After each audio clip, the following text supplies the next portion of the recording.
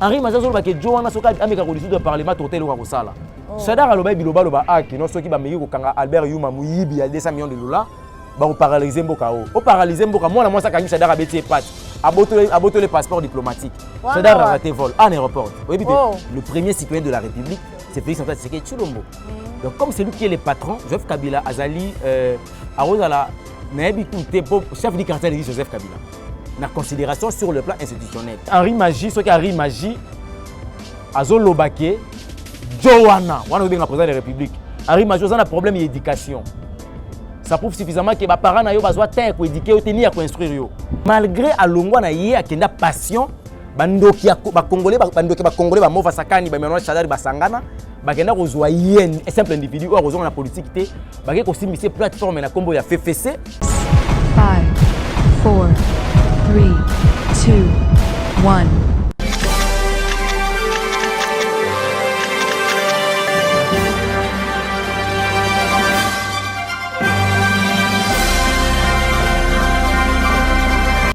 Bienvenue dans votre émission Parlons-en qui est présentée par votre humble servante Evelyne Likunda dans votre chaîne que vous aimez énormément, Dembanza London TV. Je nous demande de bien vouloir s'abonner et vous ne serez pas dessus. Et en disant cela déjà, je dis un grand merci à celui qui est derrière la caméra, Richie Napesiombote, mon salamala, mon sala, merci beaucoup. Et un grand merci à mon boss, hein, le partant des prix, l'original, depuis Londres, je te dis un grand merci. Yonande Konayo Gilles, moi c'est Kitoko, moi c'est Ambinga, moi c'est Beauté, Tunda Bagou, Napesio, merci. On a besoin de beauté, nanani, boza tellement ébélé, bino se boza kabambote. Et comme vous le savez, les lots. J'avais réussi certaines questions venant de nos internautes qui nous suivent de partout dans le monde entier, qui ont questionné, ils ont posé tant de questions. Ils m'ont demandé d'ailleurs de chercher un analyste afin de pouvoir analyser cela ensemble par rapport à leurs questions. Et pour vous dire déjà que je ne suis pas seule, j'ai avec moi une personne que vous allez aimer, une personne que des fois j'appelle papa, président, tout déjà. J'espère que papa aux yeux déjà, hein? Aza déjà bozo moné et bien bazo c'est kabi que mes papa vraiment yo tinati. Avant était tout banda, papa santé malamu. Non, Dieu fait grâce, ça va, ça évolue donc c'est bon. Parce qu'il y a des chaînes, peut-être ça on a une chaîne biso vous allez vous présenter Balandi Dembanza London TV bakoye bayo sokozali nani. Après on va procéder. Je suis dénommé Elbrevi, mon nom c'est Elonga. Comme je dis souvent que l'impossible n'est pas mon nom, donc c'est comme ça. Je suis Elonga Elbrevi, l'un des journalistes dans le monde, journaliste et politique. Donc je suis spécifié comme ça, parce que nous avons plusieurs journalistes. Moi je suis dans le domaine politique, mais toujours étant journaliste comme profession. Et puis je suis analyste politique, je fais aussi les analyses pour évaluer les biens et les mal par rapport à notre pays, donc c'est un peu ça. Voilà, sinon la santé, ça va. Non, Dieu fait grâce qui m'est allé en tout cas. Ndeka tolobarake ou ta facha zo bokondi. Insécurité qui m'en amont de la presse. Ba kazaka bazarasu. Ya solo. Basila. Si on m'a bona nzela. Ba nungu e na kinizo do ba maizo salema, tu ne trouves pas ça? Du genre ba nungu. Bon déjà je commence déjà avec les questions donc là pour lobby. Oyo boza question ya Bill Nathan Bill est depuis Paris. Atunia Eza Motuna Zotunabi, Tunenanga Papa Elbrevi. Nous avons oui dire que non, Toyo qui était Fachi a haussé le temps et pas à Kabila. Si cela est vrai, je dis un grand merci à Fachi parce que Fachi c'est un père de famille. Le Congo appartient à Félix Tshisekedi Tshilombo, le patron de la RD Congo. Le premier citoyen de la République. Maman Denise Nyankero, la première dame, le premier citoyen de la République, c'est Félix Antoine Tshisekedi Tshilombo. Donc comme c'est lui qui est le patron, Joseph Kabila Azali Arozala Naebi Kouté chef du quartier de Joseph Kabila. Na considération sur le plan institutionnel. Wana yondo lobby hein? Kabila Zanan. Azamutu. Kassit. Sur le plan sénateur à vie, le roi pensionné. Le roi retraité. Comme ça, grave. Mais sénateur à vie, c'est une personne où elle a une institution présidence de la République à Longwa qui n'a passion. Et ça n'est pas permis de à retraite. Kabila pas à passionné à niveau état politique. Il peut en aucun jour revenir encore aux affaires politiques. Malgré Alongwa na yé akenda passion, bandoki ba congolais ba mova sakani ba menoa chadari ba sangana, ba kenda kozwa yé un simple individu ou kozwa na politique té, ba ke kosimisa plateforme na kombo ya FFC, il y a la autorité morale na bango. Essayez un peu d'expliquer une personne qui a étudié, la personne qui a la bagage, muto a soit teint comme mire connaissance. Mais dans l'école, il y a connaissance, et ça c'est ce qu'on appelle autorité. C'est une autorité morale. On dit morale à moutou. Et ça rappelle autorité. C'est que vous comme jouer. Vous comprenez? Vous comme jouer. Une personne qui a 8 ans, il y a les capitaines de la bande de l'école, à niveau bâton, de bango. Je prends l'exemple de Moutoro, la professeure Bassou Lukwebou. C'est un professeur. Moutoro, le Zolobambile, ça appelle ça un cours, il y a droit civil des obligations. Oui, exactement.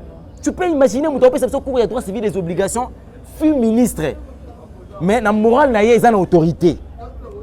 Déjà, si on a une autorité dans la morale, c'est que aux assoumous tout est. Donc, moi, on a bangoana, à comme autorité morale à FFC. Voilà, comme Toyebi que non, c'était une fête, on fait ça là, non? Normalement, ils ont fait alternance parce que c'est la première alternance. Voilà, on s'est rendu compte que non, il n'y a pas eu, c'est là. Et on se pose des questions, si c'est malorganisation, ou soit ils ont eu peur de cela.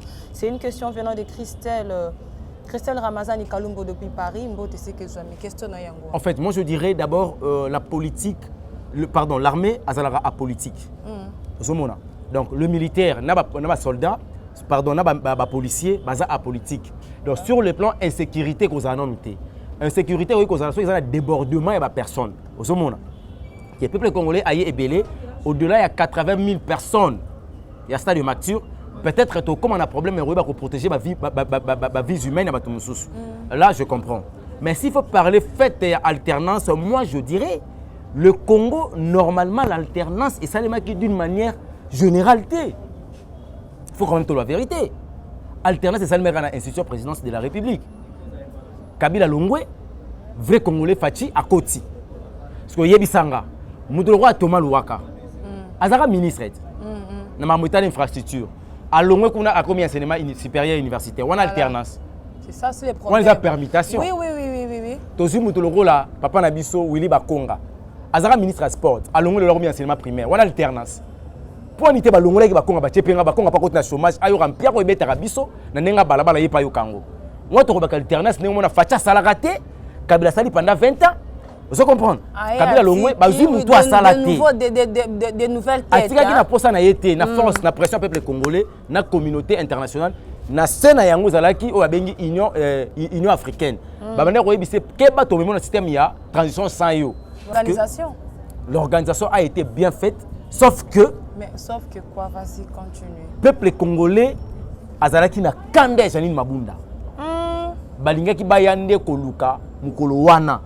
Facha sa solution Janine Mabunda. Soki azu yango te, bango banga sa solution les mêmes jours opération to yebindako. Oui. Quand le message on est comme pas ba conduit notamment général Kassongo Silvano, na Pessimbo Tebele à comprendre que et au Keneso na soulèvement yo ça bien té. Qui ça arrive à Baswe à lobina yé benga colonel Oyo azana niveau stade de Matir, bosso on est colonel ABC en tout cas pour la manifestation et Rosalate. Mais bazalaki déjà averti la nuit. Avant qu'il passe la manifestation à Bango le 26. Donc c'est un peu ça. Mais en parlant de Janine Mabunda, c'est une question provenant de Luciama de Afrique du Sud. Je te salue, voilà. C'est une question qu'il a posée en parlant de Janine Mabunda justement. On nous a dit que non, Janine Mabunda, selon eux, ils ont dit tout ce que Janine Mabunda a à dire. Jean contredire, c'est un manque de respect. Mabunda a sali mabe oyo pardon na yango ezali sanction. Balobaka mokongo zoba le marafi mbouté. Vous comprenez? Janine Mabunda il a asuki kana manqué. Mais il a outragé. Il a offensé la loi. Il a craché la mémoire à tous les juristes. Le professeur Vundouao a craché sur Bango, sur leur tête. Donc moi j'en trouve que Janine Mabunda azaka na deux choix. Première chose c'est que yemoko démission atika hémicycle à l'Assemblée nationale. Alongwa na responsabilité à la Ranango à l'Assemblée nationale. Deuxième des choix, elle doit reconnaître qu'elle a manqué, puis a fini président de la République, a fini institution présidence de la République, l'Assemblée nationale par rapport. Il y a acte Oyosal, il y a Kobo, il y a approuvé signature, il y a ordonnance présidentielle. Mais ça, c'est Gilbert Kankonde. Dans ma campagne, il y a Congo central. Je suis Gilbert Kankonde, pas ministre de l'IDPS. Mais moi, je suis ministre de portefeuille, moi, je suis le FFC, je suis interpellé. Donc ça prouve suffisamment que la volonté à peuple à travers leur président de la République. Voilà pourquoi le peuple a la responsabilité à dissoudre le Parlement. Nous avons un président de la République à côté de Marambo. Quand il y a poussé, il ne pas poussé. Président, Fandanayo. Le peuple a levé les 15. À dissoudre le Parlement. Ok. À Fandanayo. Et puis Henri Magie, ce qui Henri Magie, Azol Lobake, Joanna, on a président de la République. Henri Magie, on a un problème d'éducation. Ça prouve suffisamment que les parents ont besoin de éduquer, de instruire. Parce que Moussoupa Rose a bien élevé, mais mal appris. Moussoupa Rose a bien appris, mais mal éduqué. Moussoupa Rose a bien éduqué, mais mal instruit. C'est Henri Magie. Et ça, problème, il y a instruction. Un président de la République, il y a Joanna. Mais il y a Kabila, chef. Au moins, le monde en enfer. C'est ça. Henri Magie, il y a Joanna, il y a le Parlement, il y a Sala. Sadar Aloba, Biloba, Aki, non, ceux qui ont Albert Yuma, Mouyibi, il y a 200 millions de dollars. Au paralyser Mboka. Au paralyser Mboka, moi, ça quand Sadar a bêté pat. Aboto les passeports diplomatiques. Sadar a raté vol en aéroport. Oh. Sadar a raté vol, on a marché chez Chambre. Attends, on a passeport diplomatique. Massalonga Moussala, Kalatika, secrétaire général a pas perdu. On se pose la question, secrétaire général a pas perdu. Attends, on a passeport diplomatique. En vertu de quelle loi? Nous sommes dans quel pays? Attends, où je est-ce qu'ils ont un sens? Est-ce qu'il est fait ressemble à n'importe quoi place lui en ça? Bah on arrête à Zamba. Pourquoi nous manquer beaucoup qu'on finisse sa biso tina niveau sur le plan politique beaucoup autour de bon modèle. Parce que Harry Magie va jouer pour toi bongo. Harry Magie va ça 18 ans anani. Na 18 ans kabla na mboka Harry Magie anani. Na âge na ya sundula moi ça bana pota soteka azonga pour na copa drogue. Akima. Oya ofana na calme luka ndenge no ofana sa vie na yo. Obano que ce qu'on a besoin de dissoudre le Parlement. Nous avons tout le monde mettre grand danger à ça, c'est ça qui mot d'ordre. Jean-Marc Kaboun ou Araboun, qui est baron danger. Donc, on a rimagé, on a fait ce cop, on a vu maïté. Zoa bidon, foule mou pepe, kanga mou finou ma casse. Au matika Nicolas bidon, fleuve. Tina braza, mais kuna po kuta sa sortie mando kiboé. Zonga na mboka na yo. Zonga, si on oye baté, ba zonga boye, tout ba organiser Angola. Ça n'a pas de sens. Papa Elonga, tu lengi presque to comme na souka. Nangana loba ke mutu na nga souka ezali mwana nsemi vient de tenir un propos disons au baïbe pour la nini. Azalara. Azako. Il a dit le Seigneur a payé émission en Congo la misère. Mon nsemi alora bambiye, ba Moïse Mbiye. Mon nsemi alora Moïse Mbiye. C'est un serviteur de Dieu. Quand maman tika na yo mata, tika, to bebe c'est mission. Moïse Mbiye serviteur de Dieu. Pour ni ko sali ba sala nzambe boy. Oh. Asala complexe scolaire mutakala. Oh yo ba cité Bethel. Non yo débordé. Mon nsemi mutana prend ma gilette, yebi près d'orco, mon nsemi. Yebi près d'orco. Est-ce qu'il y a brossard? Mon nsemi. Il s'agit de quel Dieu ou routine à Moutabo handicap pour balusa par la police. Ou en Zambéni. Oh. Alors, on a délivré Mbokao. Abanda ko délivrer Boudiwan Congo. Na ba parce que Bamboudia Mayala. Abanda ko délivrer no Congo central. Mon antemi a problème tout. Problème ya mon antemi a silisa ba examen té. Ah on a téléma. A souffrir de maladie ba benga rango la psychanalytique. C'est une maladie psychanalytique. Aza malade. Batu ba psychologue ba malade à mon antemi. Vraiment. Papa. Ce qu'on a dit, pour mes amis, il voir la balkanisation. Oyo, Mouzdi, toi, l'obara qui est mboka, Oyo, tu as insécurité dans mboka de façon que l'investisseur bayati.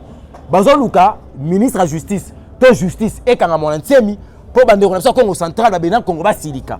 Taba Silika, Bakati Bekte, Nina Bango, Bakabolara, Mboro Bongo. Vraiment, j'espère que tu comme une souka, papa. Donc, vraiment, il y a. Parce que pour la réunion, déjà on a appelé, non, il y a une réunion qui a chroniqueur. Ouais, ezali Apelco ezali association des presse en ligne. Ezali organisé par le président Junior Moyoabo, More Bapandisango. Ce sont des jeunes journalistes congolais qui réfléchissent. Parce qu'ils ont fait une émotion, une réflexion. Pour que nous recadrer quand même Moussa Nabiso. Parce que même les anti-valeurs, ils ont été dans Moussa Lango. Parce que si Moussa la presse valère. Au moins, les journalistes, ça l'interview. Presse en ligne, il faut. Maman, presse en ligne. Journaliste, ça l'interview. Armona Namunasima. Les gens pour les gars, ce sont des anti-valeurs. Vous savez, dès que les gens sont dans village, ils sont des journalistes. Mais il y a des politiciens qui ont les gens qui ont un bureau, qui ont un robot et qui ont des mais dans un village, ils ont des facile. C'est parce que vous savez que nous sommes dans la norme. Voilà pourquoi on dit que dans le niveau internet, c'est comme vous zoba. Bêtises et côté à journaliste, comment vous zoba. Au moins, un journaliste a comment attacher des presse à musiciens. Journaliste, s'il vous plaît. À comment attacher des presse à musiciens. Parce que musicien, par exemple, les journalistes, au long de la carte indépendance, au long de la carte autonomie, au commis de parti pris. Ce sont des antivaleurs où ils ont la carte à monde, il y a presse en ligne. Voilà pourquoi on dit Junior Moyoabo. Alors, malgré que je suis jeune, quand même, nous avons tourné, là, ça va être maillé, tout le cadre recadré, peut-être structuré en haut. Parce que Fabrice déjà comme au finga biso, Robert biso ba chronique fuati, ba journal fuati, et ça la bienté. Et tant que Pandisango, maestro, ba chronique fuati ba zo na raison ndenge ba pasteur fuati be bazali lo ba mbiye, ba politicien fuati bazali lo roi ba Kabila. Papa Elonga, vous avez beaucoup. Voilà, nous sommes presque à la fin de notre mission. Papa Elonga, sans plus tarder, vous allez dire un mot. Ne traînez pas, vous avez 2 secondes à nous dire un mot à la population qui vous suit et peuple congolais, vous allez massive le 15 mars pour nous dissoudre le Parlement, ça sera une bonne chose. Mais aussi on a un IDPS, on a IDPS, vous allez effort que banda sikoyo. Si le président organise l'élection anticipative, vous allez mesure 300 députés pour président de la majorité parlementaire. Pour IDPS à part matinée, vous allez roter. Ceux qui ont une impossibilité de remettre 300 députés, que l'amour n'a fait fesser Basangani, Batela, tous ont la même situation. IDPS, c'est le moment où on s'est préparé, on va valider les candidats, et les candidats vont défendre un Mboka. Espérons que cela aura lieu et cela aura bel et bien lieu. Hein? Espérons. Dans la politique, il ne faut pas mettre les espoirs, il faut pratiquer. Espérons. Voilà, nous sommes presque à la fin de notre mission. Merci d'avoir été nombreux à nous suivre. Je pourrais encore saluer quelques personnes. On n'avait que 3 personnes à dire. 3 personnes. Je dis un grand merci à Yam Soyambe. Bokila Lokolo et Falapeka, ton Nenga Tolobara, Somi Bamongo. Et puis, napesi moi si Nangambote. Naomi la Marlène Aigle Jaune. On a bien rappelé Titine Zete à Bolingo. La femme qui a sauté l'infidélité et l'égoïsme pendant 7 jours sur Burger Queen. Moi, je suis un garçon comme Sanga Papa. Donc, voilà, merci d'avoir été nombreux à nous suivre. Je dis un grand merci à Moussa Idanzambe, Moko Berger Junior. Il y a vraiment berger compétent. Il y a bien un berger compétent. L'homme du moment. Il y a bien Mike Alambaye.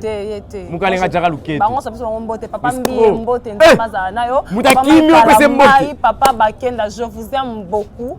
De bonnes choses à vous en tout cas. Sous l'émission, maman. Bye bye. 5, 4, 3, 2, 1.